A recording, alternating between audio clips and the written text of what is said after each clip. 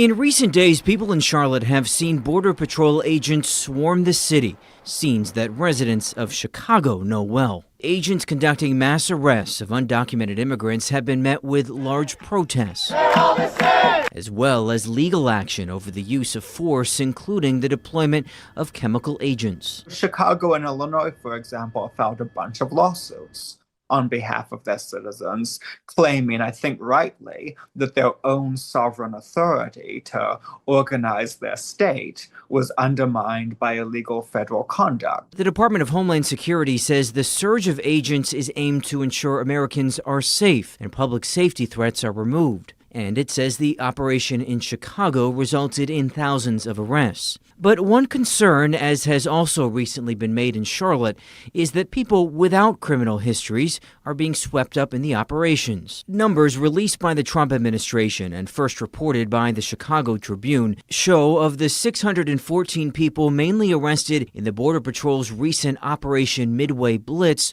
only 16, or 2.6%, had criminal records and present a, quote, high public safety risk. The messaging that this is targeted for, quote unquote, the worst of the worst is a little bit of a maybe a disingenuous message there. Eric Ballier spent 25 years with the Department of Homeland Security before retiring last year.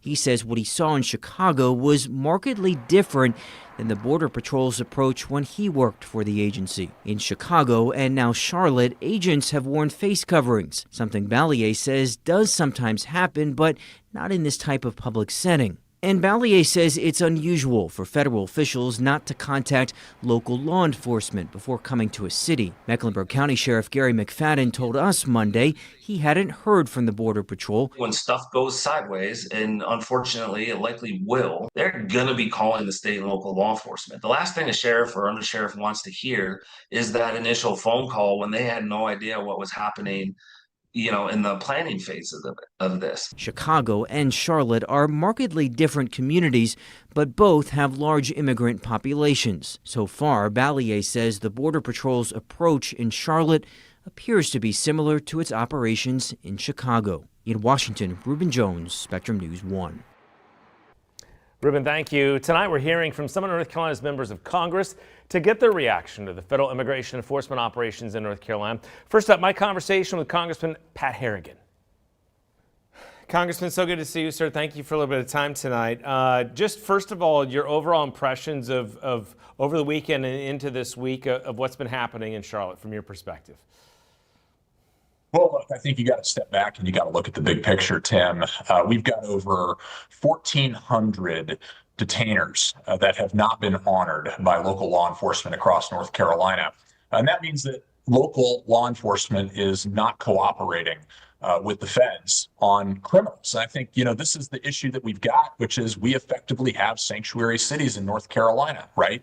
And what we don't, I think, fully realize is that sanctuary cities are not protecting immigrants, they're protecting criminals. This is the topic of conversation that we've had over the last several months, from Irina Zarutska to the 200% murder rate increase in Uptown. Down in Charlotte is we have unsafe communities because we continually allow violent criminals back onto our streets. We've got a federal operation here to make sure that the criminal illegal aliens that we have running our streets are arrested and sent back to the countries that they came from. They do not need to be terrorizing the streets of Charlotte. What is your understanding of why Charlotte was on this list? I mean, it's been Chicago and LA and Washington, D.C., which are these major cities where I think, obviously we've heard about Chicago and crime for some time. I mean, do you really think Charlotte is right there next in line for the cities that are dangerous and need this kind of attention? Well, I think it's certainly just on the Fed's list of cities that do need attention. I think that there's no question that crime in Charlotte is affecting 41 out of every 1,000 Charlotteans.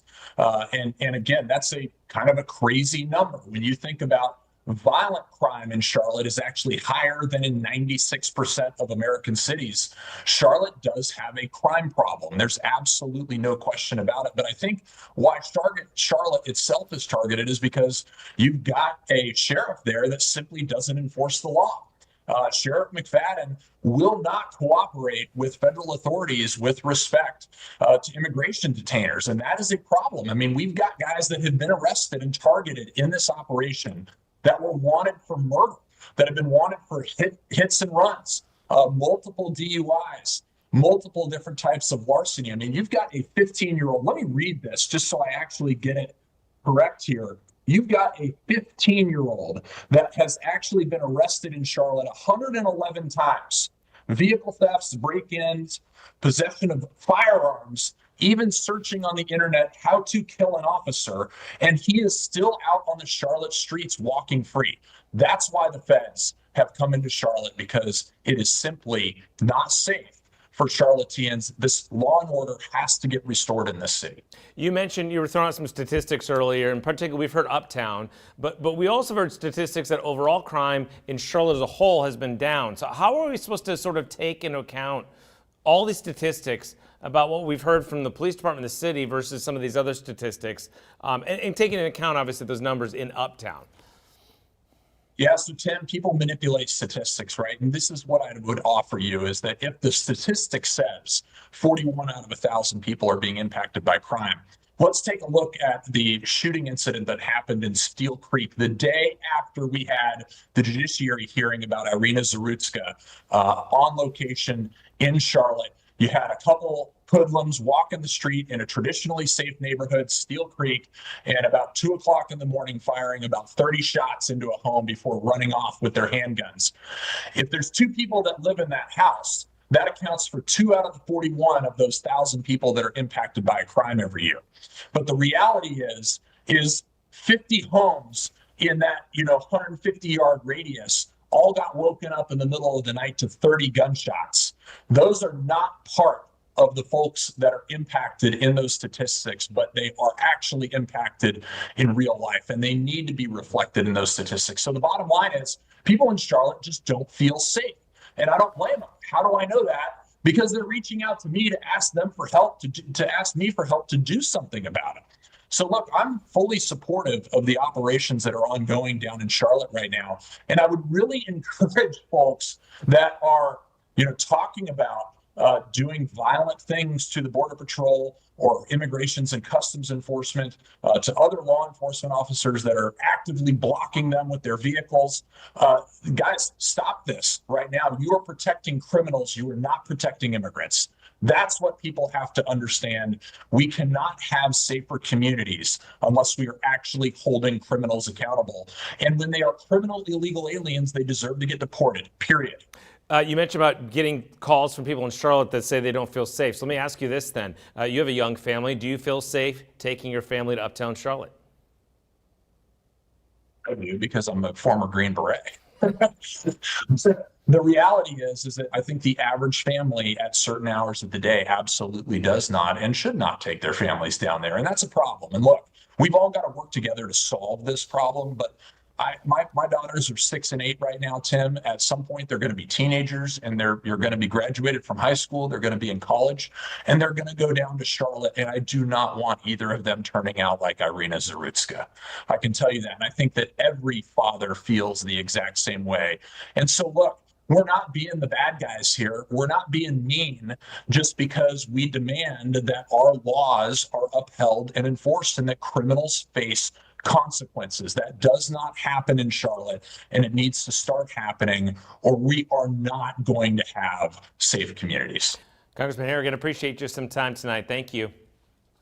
Thanks for having me, Tim. Always good to be with you. Have a great evening. You too.